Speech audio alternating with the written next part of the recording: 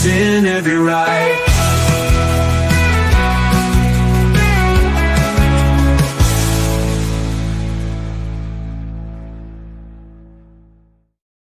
Geeza. Officially not grumpy. Munson The Geeza. What are you holding up there? What is that? Right, this was going to be a little quiz. Oh, I know what that is. Yeah. Oh, you do? Yeah. Do you really? Don't say. Don't say. I want to see if any of our lovely guests, Viewers, audience, if any of our lovely audience can guess what that is. Right, okay. Right, it's not a shoehorn. No. Okay. It's a clue to what you've been up to today, isn't it? Yeah. You've been manly today.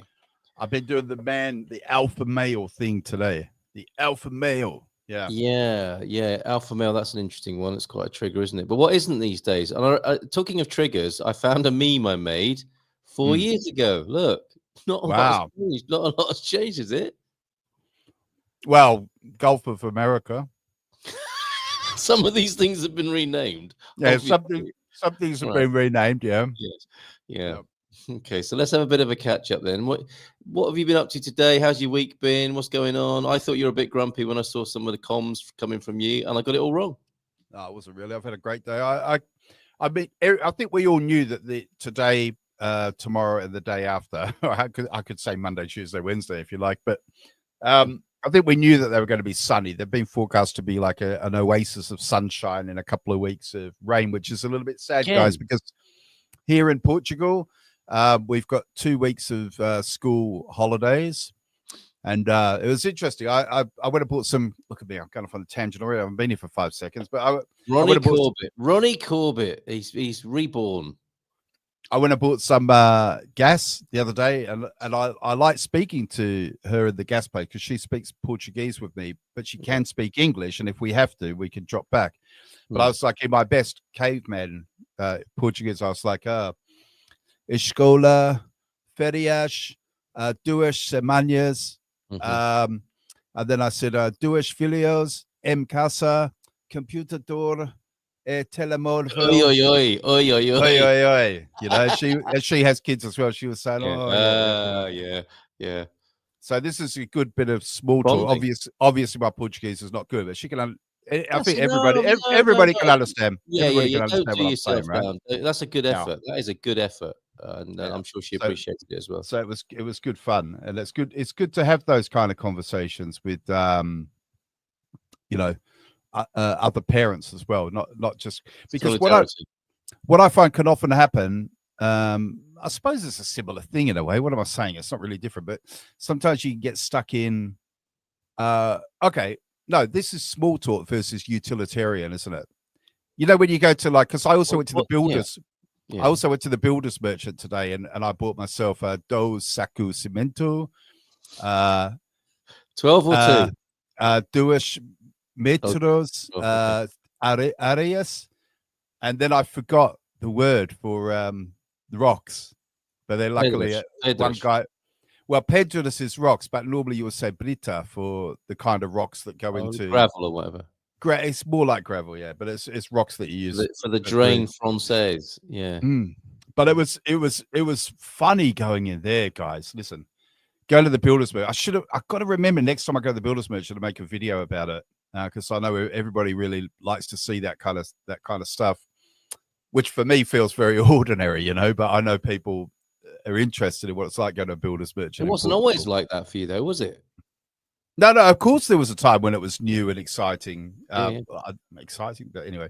But what was interesting is when I went in there, the lads, they were obviously itchy for something to do, and I can imagine that they've had nothing to do for weeks.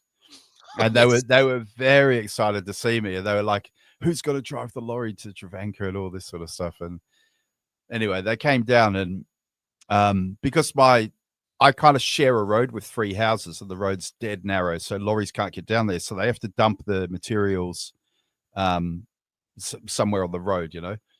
And then we have to go passage or someone like that, up the back passage. So we have to go barrow it into the yard. And I've got a couple of wheelbarrows and a few shovels and that. And so I got back and got my boys up. Now, to be fair, the older one, Christian, he was good. He really did a good job, but the younger one just wasn't interested. and it was a struggle.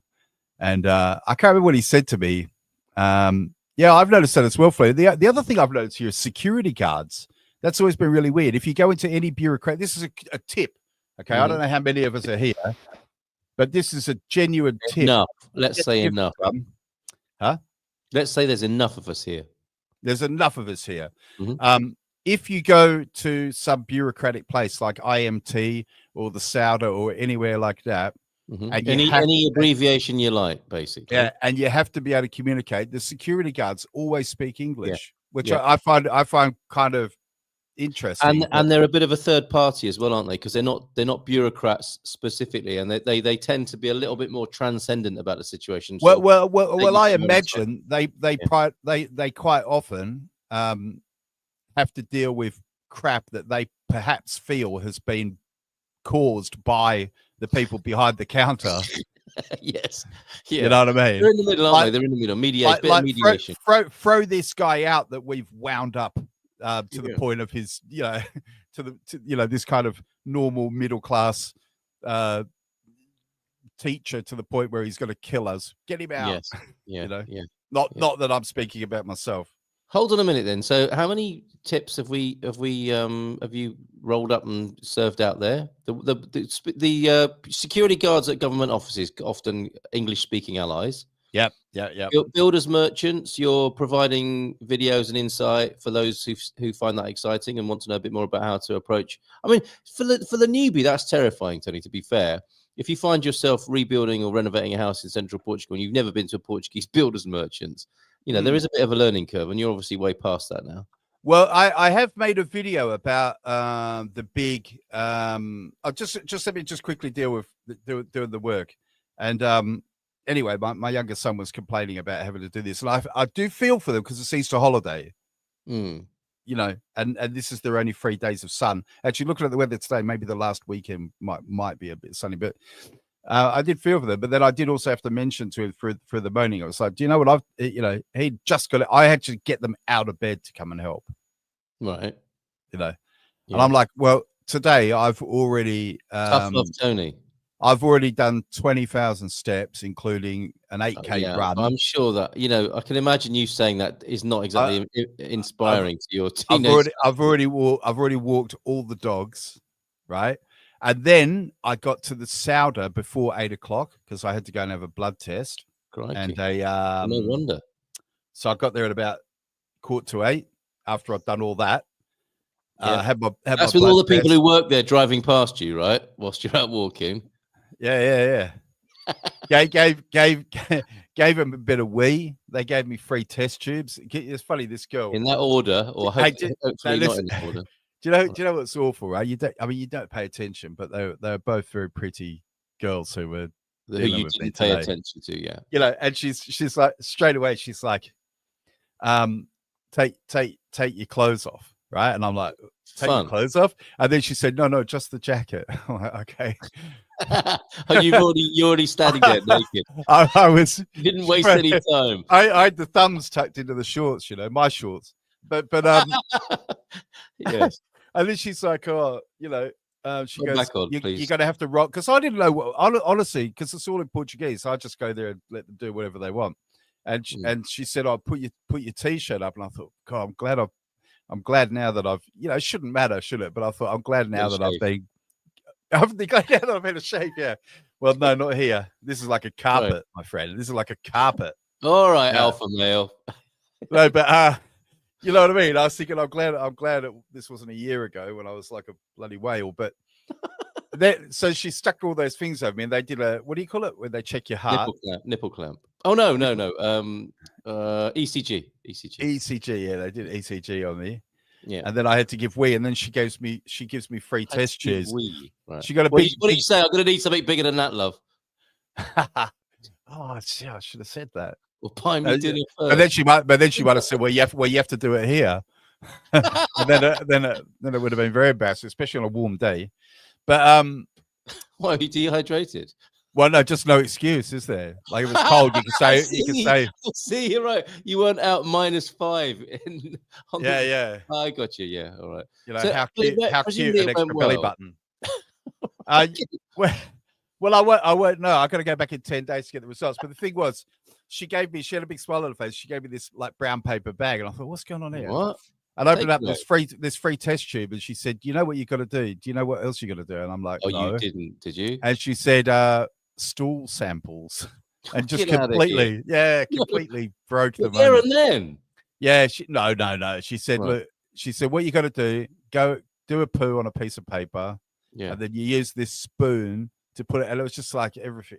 Oh, come on. I didn't expect to be talking about this tonight, but it is, I mean, more excellent insight into Portuguese life for foreigners, right? Very good.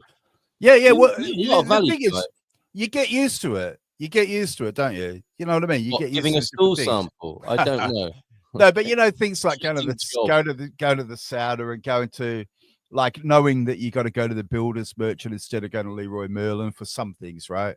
You know, you find your way, don't you? You find your way, and a lot of that, you do or die, right?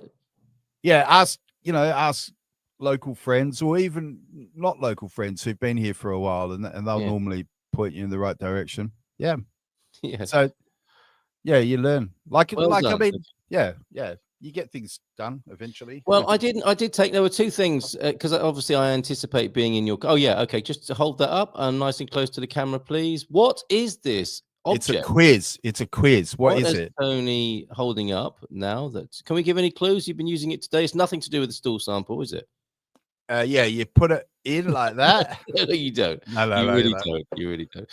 Okay, so I noticed as I work my way towards this weekly live stream with you, I'm picking up clues. I'm intuiting your state of mind as I see your comms, and it seemed you a little bit gruff in one of the groups, and then I saw you'd been out working outdoors. And I was thinking, he's like, this is good for a man to be outdoors working physical work, and that's what prompted the title, the Shaker inspired title of today's live stream. Put your hands to work and your hearts to God. I wanted to ask you about that, you see, because I've written something. We've gone back to prepping because we did a prepping special, didn't we? And I have declared the week after next as Portugal Preparedness Week. Wow. I think it's. Let me just take that banner off and give the dates for this. Oh, come on, JMC. Can you just move out of the way for a minute? Oh, and that. I'm being thwarted. Get ready for anything. Sunday the 13th to Saturday the 19th of April is going to be Portugal Preparedness Week, according to Good Morning Portugal anyway. And part of that, and I write about it in the Portugal Resident this week, is actually what the line I finish with is a bit. Where did you write about it? Did you know I have a column in the Portugal Resident?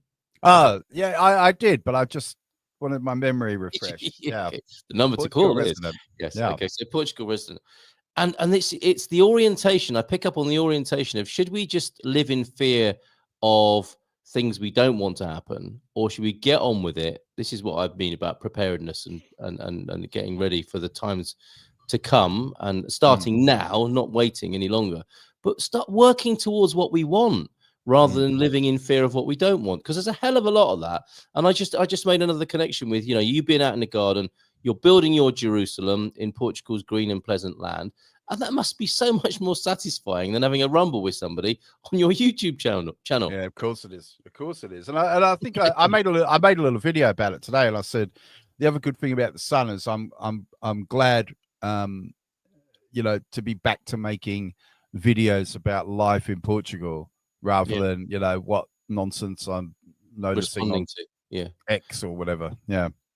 I mean, we could rename the genre of what you do, which is like the emotional unboxing, isn't it? So you just keep responding to something in the news agenda and unboxing it and unpacking it, and with people falling whatever side of you into. You're like a sundial, aren't you? And the Lord's sunshine is falling on the righteous, but you cast a shadow depending on where people are viewing it from, and on it goes. And I just think it's quite useless. No, I don't mean that, I don't mean that personally. As I do it as well.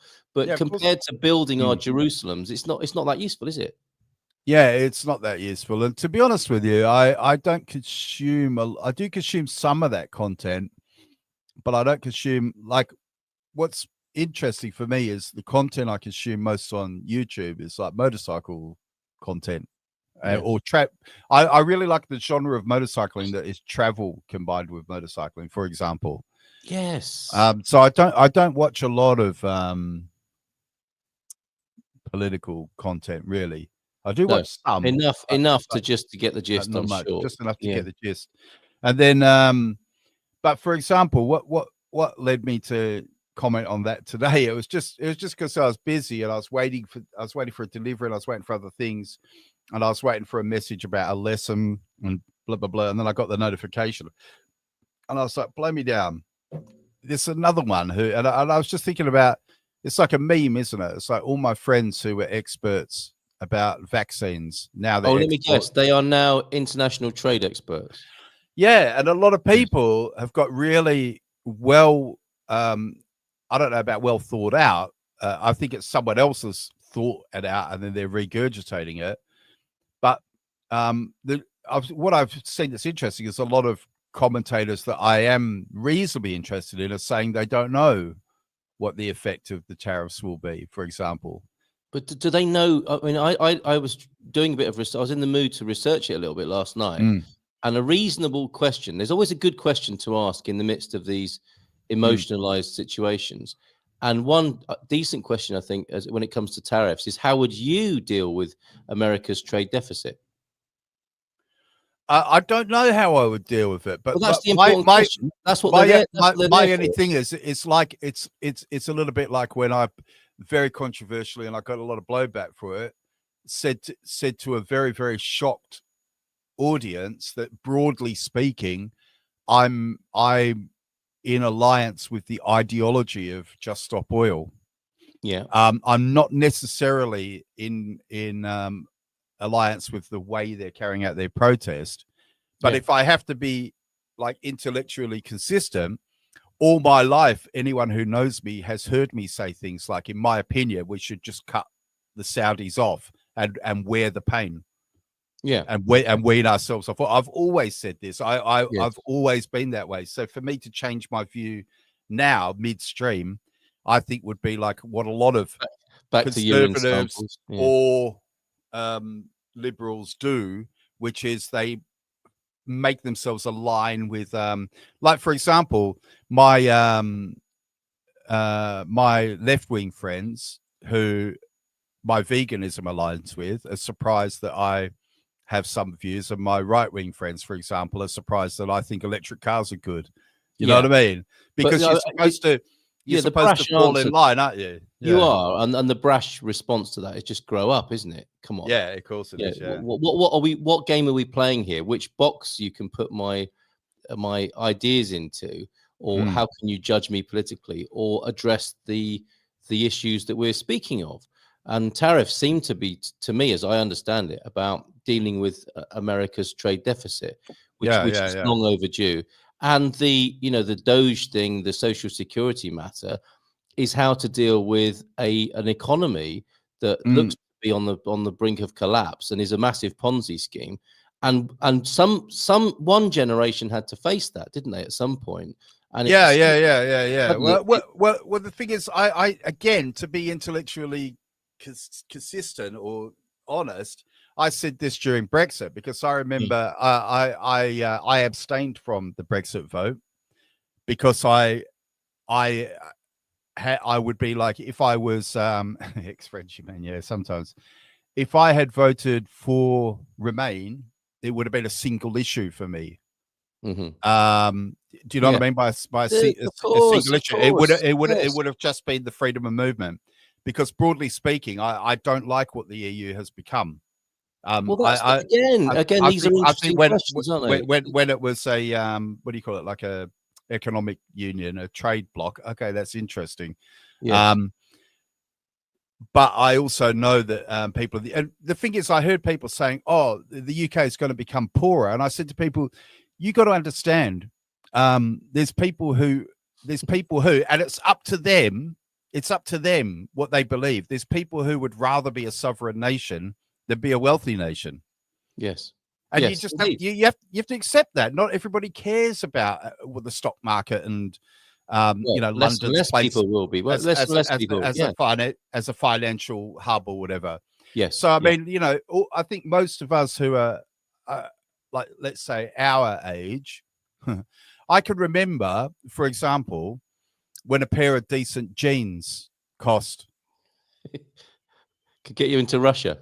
No. But you know, because I was thinking about this. Where was I? Like not long ago, I was in. I think it was Visu or something, and I saw a pair of Levi's red tabs. Oh, the classic 501. Yeah. Yes. But they were about 120 euros. Yeah. Now the thing is, but the thing is, when I was a kid, they were about that much. Yes. Yeah. It's a bit like an ounce of gold. No. Do you know what I mean? There's been no inflation. If anything, you could argue that they're cheaper today. Yeah. I'm sure you're right. Does that make sense? Yes. So, I mean, they're still expensive, but compared to like when I was a kid, it felt very out of reach. You know, until I was sort of earning my own money, and then I thought, well, now they're too expensive for me. But it's what's happened is everything has gotten really cheap. I know a lot of people disagree with that. Everything has gotten really cheap, but then what's happened over the years, and you probably noticed this in Portugal, is so the Chinese have started. Like, fair enough, people will say they've lifted their quality, but just to give you an example, the Chinese have lifted their price. So now you go into a Chinese shop, it's not a lot cheaper than going into any of the other shops, right? Yeah. And then, for example, I'm interested in motorcycles, and if you watch the Chinese brand of motorcycles, they're starting to creep up in price as well. So those perceived benefits, I think, that we were receiving from exporting our manufacturing to countries that have child labor and you know, not very good environmental practices and all the rest, you know, exporting our whatever to, you know, jobs and all that to other countries. I don't think it's worth it. I think we should go back to the days, in a way, like in Britain, where maybe you bought a British made car and you were proud of it, even though they weren't that good. Well, hold on a minute. Elon hasn't designed a time machine to allow you to do that yet, though, Tony. But I guess no. But I do agree with the point that if this is going to work, if that's really what Trump's trying to do, then of course it's going to take time. But it's only going to hurt if you're buying lots of shit. If you're not buying lots of shit, it's not going to hurt you. Just don't buy the shit. Don't you? You know, everybody may do without loads and loads of imported tat. Yes. 5 minutes ago, you know, just don't buy that stuff. Well, you don't need it. You hit the nail on the head with this idea of a single issue. Now, in many ways, these ideas are presented. Well, they are single issues. They're all single issues, aren't they? But when they get latticed together, and there's grief and emotional reaction involved, we can't expect to have calm conversations about this. We're way past that. I think we're into collective grief about the reactions to some of these things. Now, I'm not saying that's right or wrong. I'm just observing that that's what's going on. People are, if what you're saying, for example, is people will have to get used to having less disposable income, or they can't do as much with it. That is a shock. That will be a shock to people, which they will have to manage in some way.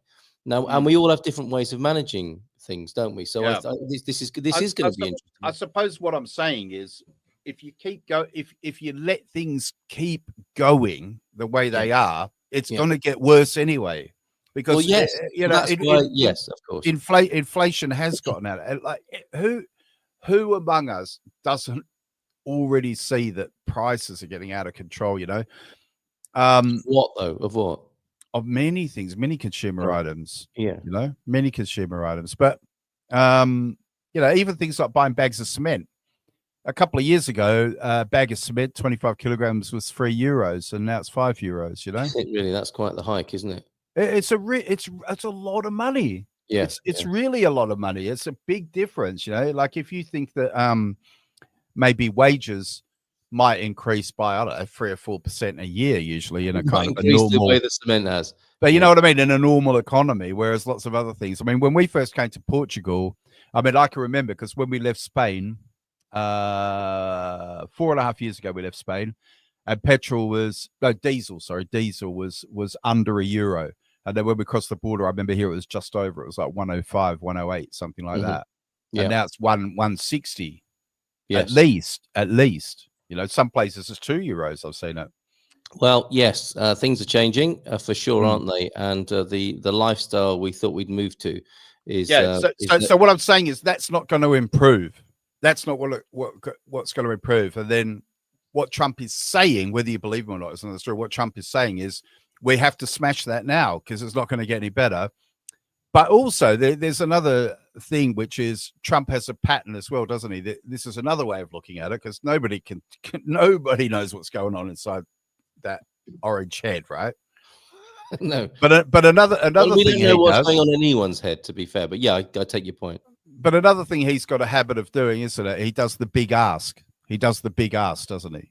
What does that mean? He'll say, how much do you want for the car? 20 grand. All right, here's 9. Take it or leave it. Yeah. This is what he does, isn't it? Take, and a lot of, maybe not all of them, but I think a lot of countries will back down. Apparently Taiwan, for example, was a big one who today said we'll move to zero. We'll stop all tariffs today. Now, come on, please stop the tariffs. So some people think that's his strategy. He wants a world with zero tariffs, you know. And there's arguments for and against that. I mean, I can think of as many arguments against it as for it, but I think nobody knows. That's the point. Nobody knows. That's true. And there's another angle here, isn't there? Which is, are we in the business currently of the ongoing rearrangement of the furniture on the Titanic, or are we going to question the Titanic itself, which is the systemic situation? Now, politics isn't very good at addressing the systemic situation, unless it's very brash and tumultuous types of leaders who do disrupt the system. But most politicians are invested so deeply in the system. The last thing they want to do is to change the course of the Titanic or consider a different vessel. It's all about rearranging the furniture, and that would be more borrowing more money, wouldn't it? And that would be extending the trillions of debt and allowing the trade deficit to continue for a certain way of life. And I don't think you can do both, can you? If you're going to change the system, you are going to face some upheaval. And the problem is you probably don't have a collective buy-in. Clearly, I mean, there isn't a collective buy-in in the United States, is there? And I don't know where there is anywhere in the world when such tumultuous events are afoot.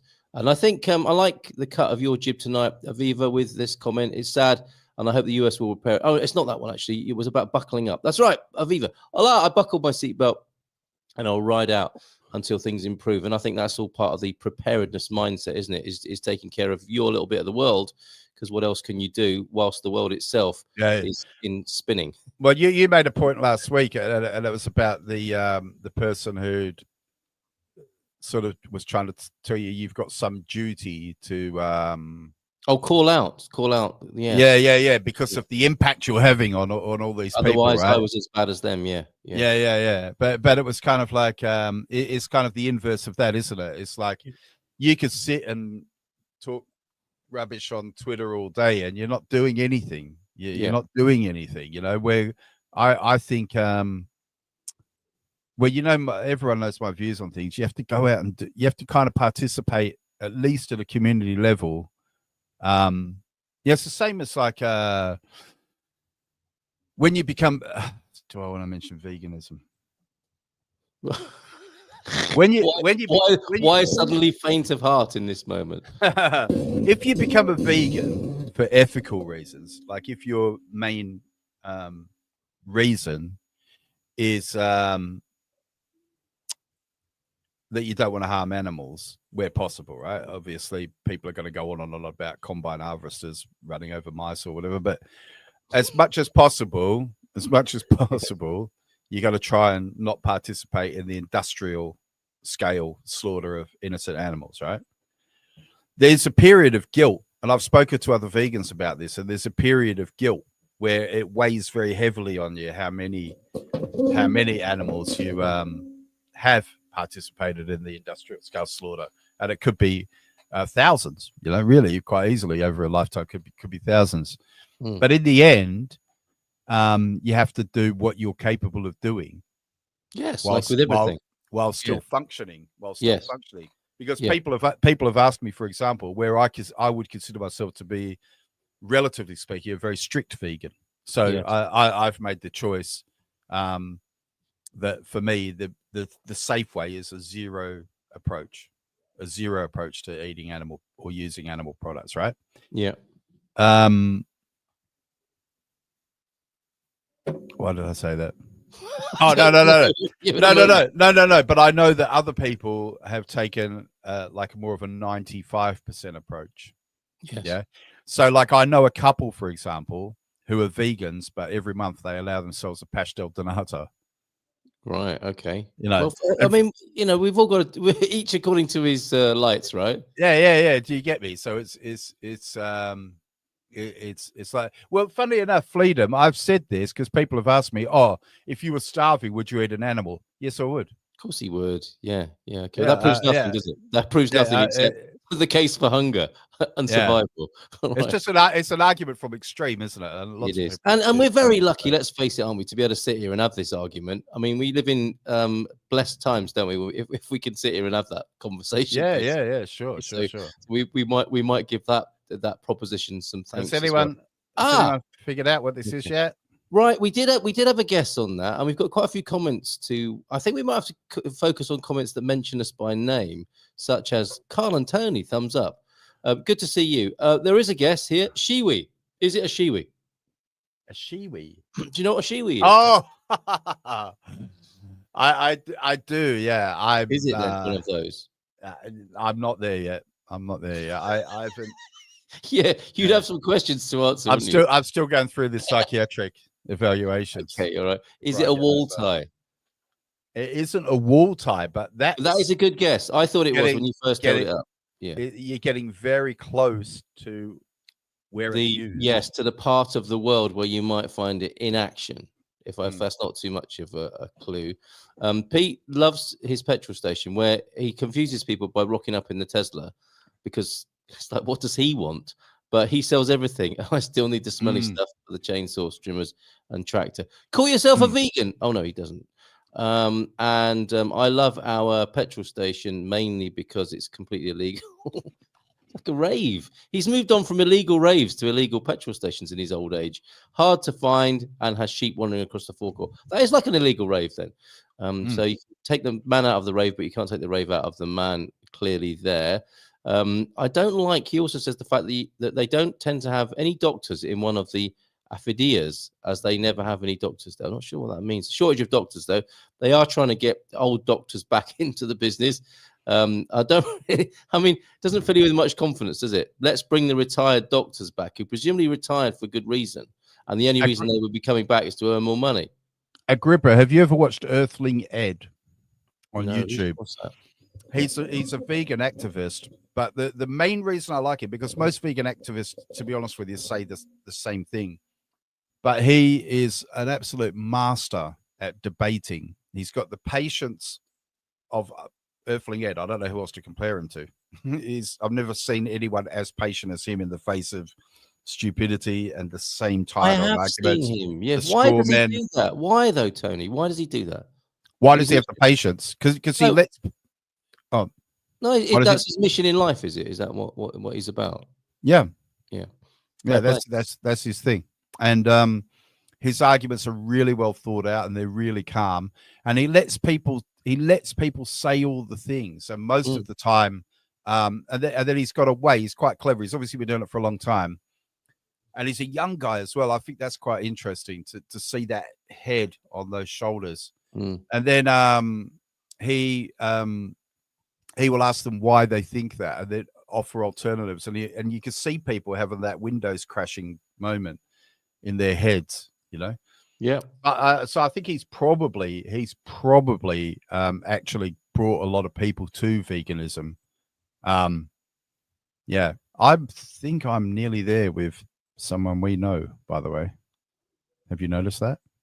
Someone we both know, I think, is almost going to tip over. He's nearly going to be it. Yeah, my friend Keir Starmer. Your friend? No. So somebody in our community, you've turned them. Yeah. Wow. Yeah. Someone he lives among the sheep. And no way. Way. No. Yeah. Okay. I think you might. Don't say anything. Don't say anything because No, I wouldn't. That's enough. Yeah. I don't know if that's enough of a clue. And there was a terrible Portuguese news story regarding a sheep in the last. Did you see that? Let's not go into that right now because it's. I got here. Let's not do that. I just wondered if you'd seen that. I think there's a line. You're gonna say you're not gonna save that for the breakfast show, are you? Sure. Yeah, I am. Yeah, absolutely. Are you really? I'm not. I don't want to mention. I don't know why I just mentioned it. I don't want to ever speak about it again. Mention it on Thursday.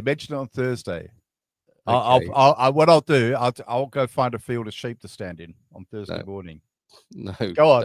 No. Come on, absolutely. You can do it. I'm no sure. You can do it. No, you know what? No. I'll set the camera up. I've got my Men in Black. No, this is my Men in Black thing. This is just erase your memory. Look at this. When you start the video, picture this. Right. When you start the video, I'll be laying there asleep in the field. I won't turn the camera on if you do that.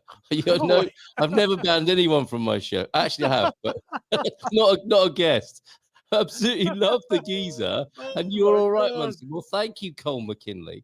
Remember you fondly from last week, but maybe not so much this week. Good review for you there, Tony. By the way, Colin, it's Colin. Colm. Colm. Yes. Where's that name from there? Irish. Oh, really? Do they not like? I mean, he's not. Do they not like vowels either? He's not great. He's not Greek, is he? Come on. Well, no, you never know. Yeah. You never know. I remember. He might be Greek, but I mean, he's Irish. I used to work with a guy at the European Broadcasting Union, and his name was what was his first name? His first name was very, very Spanish, like Manuel or Jose or something like that. Yeah. But his last name was Jensen, Jensen, which is Swedish or something. Jose Jensen. He had to, or Jose Jensen. Oh, Carlos, that was it. Carlos Jensen. Carlos Jensen. Like someone from a Bond. And when you ask a question and then the answer's so mundane that it's just what happened. It's like it's not real. But I said to him one day, I've known him for quite a while, and I said he was like the head of IT. Yeah. And I said, Carlos, I want to ask you a question. It's not too personal. Carlos Jensen, and he said, "Oh, my mum's Spanish and my dad's Swedish," and that was the end of that. Yeah, what were you hoping for? I don't know. Okay, it's usually I don't know what I was hoping for. I mean, that's often where people's names come from, Tony. Yeah, I know. I don't know what I was expecting. Right. Okay, but cool name. If you're watching, if you see this in the future, Carlos Jensen, we think you're cool. No war, question authority, less government. Well, not cool necessarily. He was the head of IT. Oh, okay, I'll take it back. Yeah. Okay. Agrippo Maxentius, good to see you here again this week. Cheers, freedom. I also have some health issues. I hear Visio has a decent hospital too. It's used the city. They got everything up there. They got a university. They got other things. It's a good place to that think cities about. have. Yeah. Okay. So shopping malls, cinemas. The unkept. The only ice skating rink in Portugal, I believe. Yes, and people shooting at each other outside the shopping centre as well, famously. Yeah, people waking up in. No, I think that was further north. Grouting Tool. That's a cool name. I don't remember him. Okay. So, well, I would say a pointing tool, isn't it? Is it more of a pointing tool? Well, you could call it a pointing tool, but this tends to be right at the beginning. You've just laid the bricks, and then this is right there where pointing tends to be something you go back and do at a later date, isn't it? So you lay your bricks. But you could use it as a pointing tool. Shoe spoon. Same way you can use an old battery powered drill as a hammer, I suppose. It's not what it was intended for. No. In my case, Geeza, I'm a vegan for health reasons, but the ethical implications are a bonus. The studies and empirical evidence is damning. Vegans have less disease, live longer. Yeah, but I also support the other reasons. The environmental and health reasons. But what I do is, because that's not why I became a vegan, I focus on, like, if people ask me, because obviously I don't go around telling people that I'm a vegan. Someone must be. Somebody must be going. You don't have to anymore. That's what's happened. You don't have to. Other people do it for you now. But what I tend to do is I tend to stick with the reason that I became a vegan, because sometimes I think like you're saying, the reasons that you became a vegan and you're putting them front and center, and I think this is a good way to avoid sounding disingenuous. Do you know what I mean?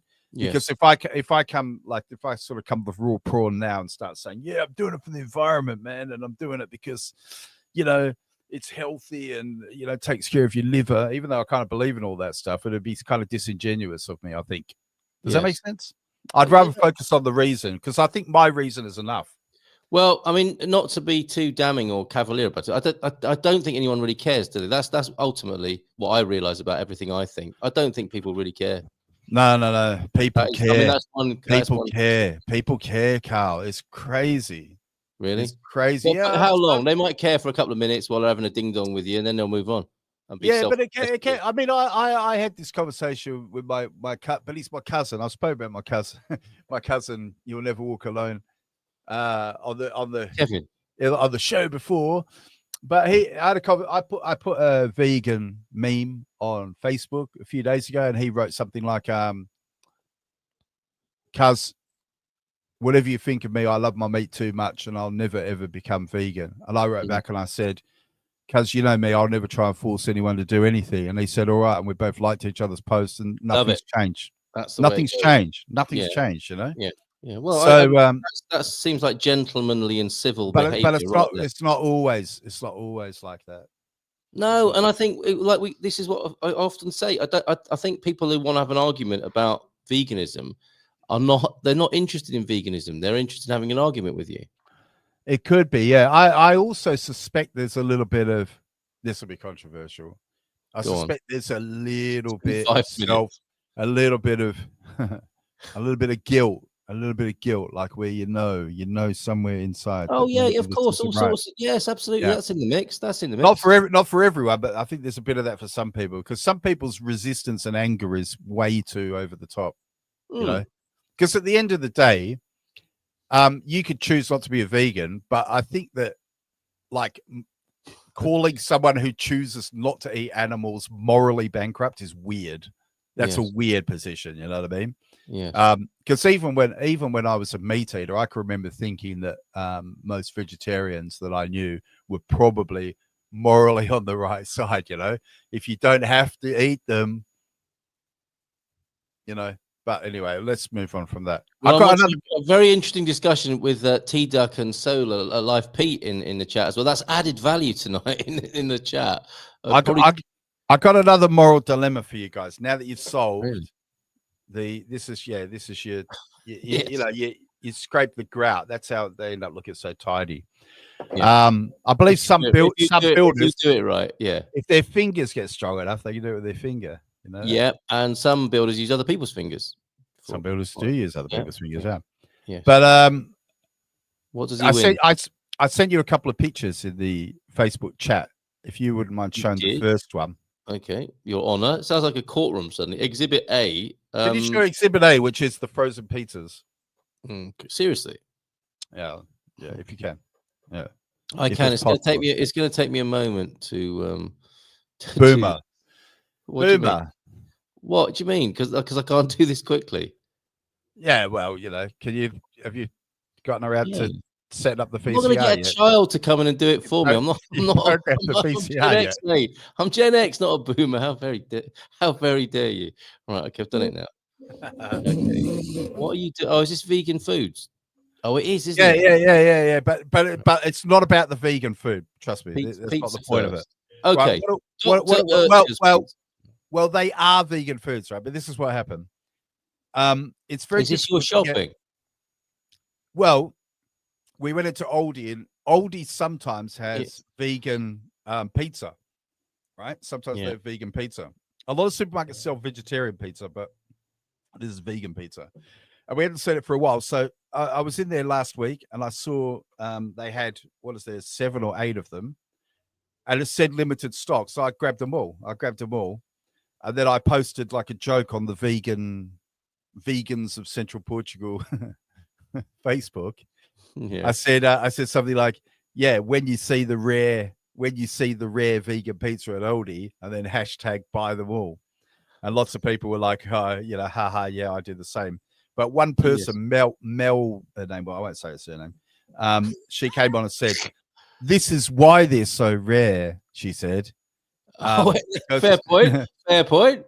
Because selfish people like you buy them all. Okay. Mm-hmm. And I thought that's interesting because I hadn't thought of it in those terms. I thought, am I being selfish? Yes. By buying them all? Obviously. So in your opinion, yeah, but it's obviously being selfish, but is it selfish? Like, is it morally wrong for me to buy them all? Well, I don't care. So no, I know, but it could be something you did like eating, right? The reason. Oh yeah, okay. All right.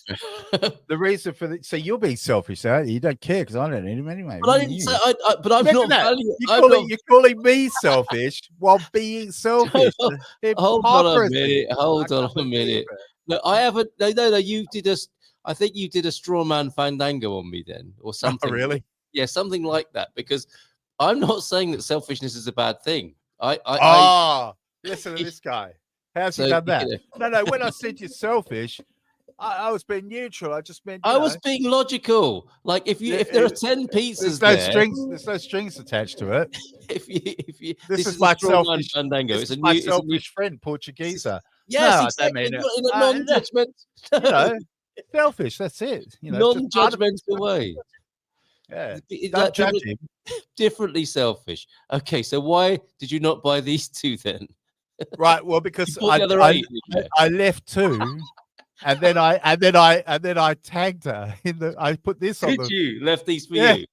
I put this on the face, and I said left it for you, and lots of people chuckled and laughed, but she didn't respond. So I think she's selfish. She might have a life. There is that as well.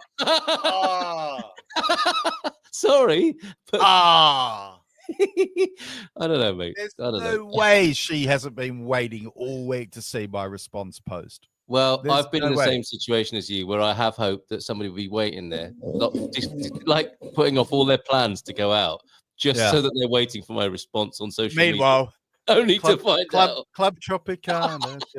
Exactly. And then they don't even remember their first comment, let alone sharpening their knife for the second one. Did I call you selfish? Oh, I was joking. Yeah, that's right. Don't read. Why are you reading tone? I thought you were the man. Why are you reading tone? That's right. People do care, at least in a very.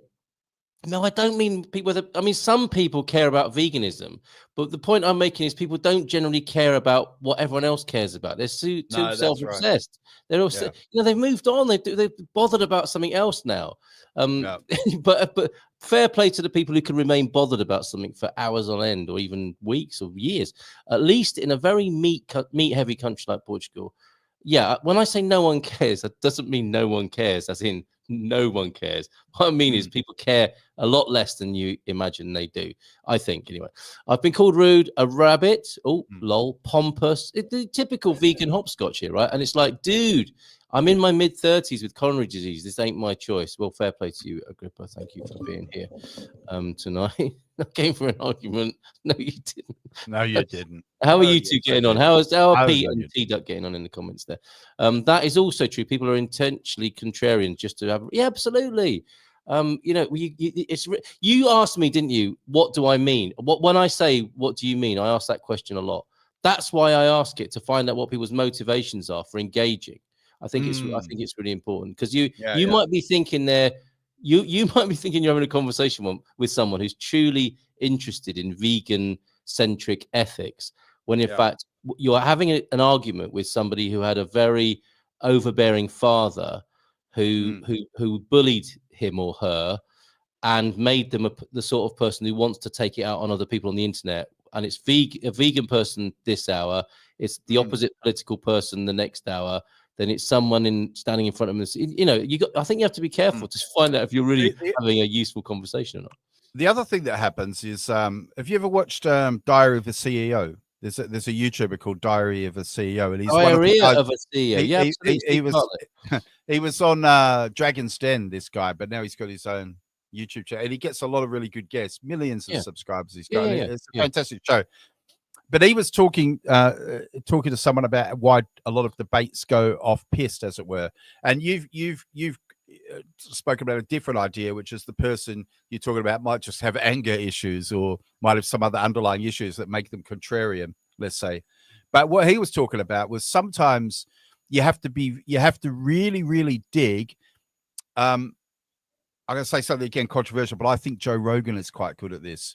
He really makes people explain what it is they're talking about. Yes. And the reason he says that's important is because quite often you're having an argument about two different things. Exactly. Yes. Or your resolution. You might be talking about the same topic. Yes. But your resolution is different. Does that make sense? Absolutely. And so what he says is when you're getting into the weeds on something and it's getting a bit hot, you should stop and find out exactly what each other are talking about, because you might not even be you might be arguing about completely different things, or you know, we have a saying, don't we, arguing past each other. And yes, absolutely. And also to check in with what even your intention is in being there in the first place. And it takes a great deal of honesty to get to that point, I think, doesn't it? Especially once I suppose, what is it? It's not an irony. It's not a paradox. It's some other device whereby the more triggered you become, the less discerning and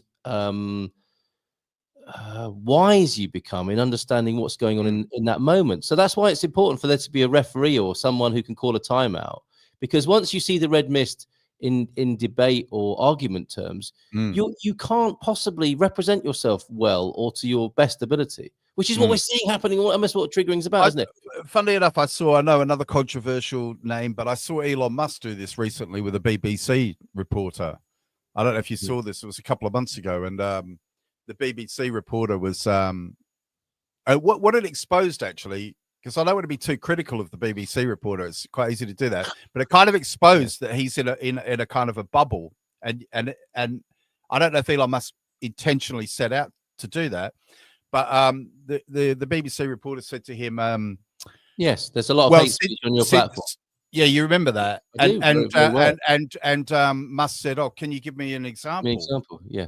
And he said, well, you know, there's been a lot, and I see that on my feed. And then he said, but hang on, you just told me that you don't, that because there's hate speech on my platform, you don't go on X anymore.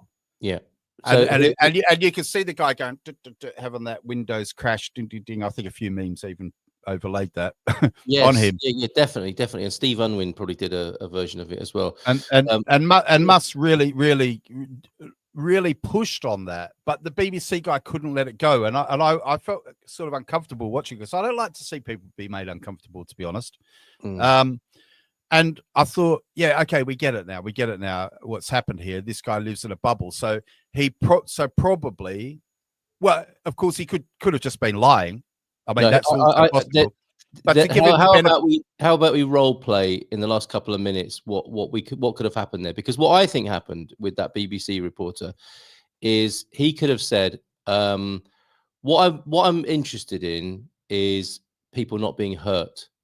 Okay, but what happened was, as far as I could tell, and where he might have had common ground with Elon Musk, was that, you know, I'm about humanity, if that's indeed what he's about. I'm not sure, but if the BBC guy had got off his kind of high horse position, that was the problem. He realized in a moment, and we've all been there, haven't we? He realized in that moment, like Emily Maitlis did with Jordan Peterson. Yeah, I've been captured here. I've been exposed, and I've been made to look a fool.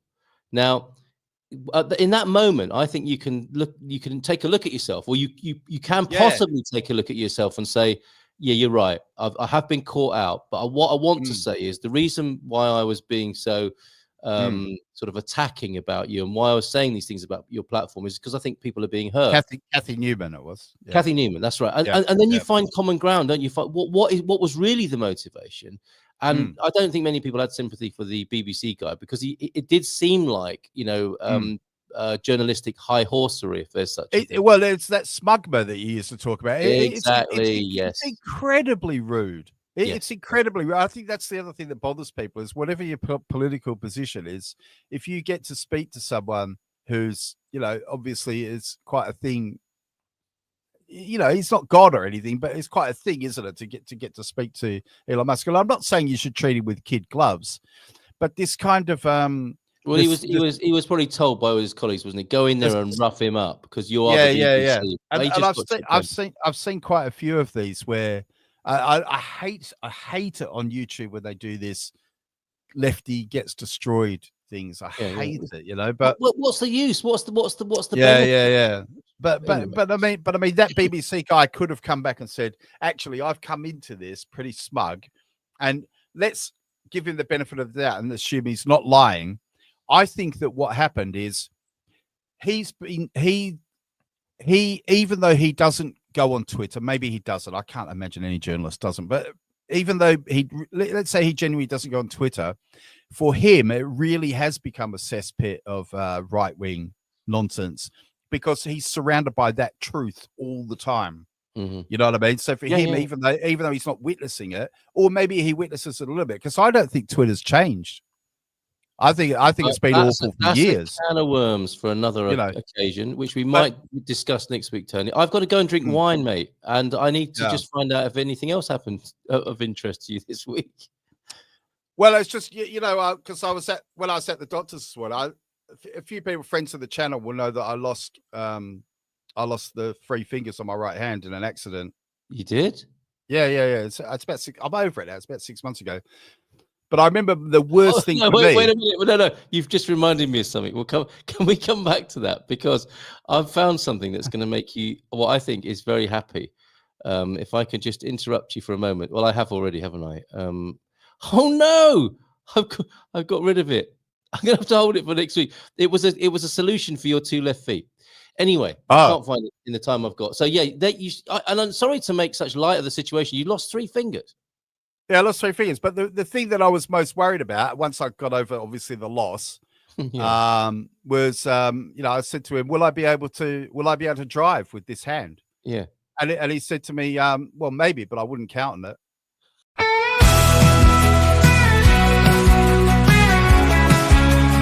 Munson and the Geeza.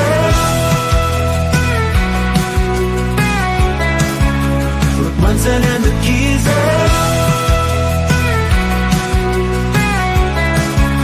Reporting from the scene. Munson and the Geeza. News in every ride.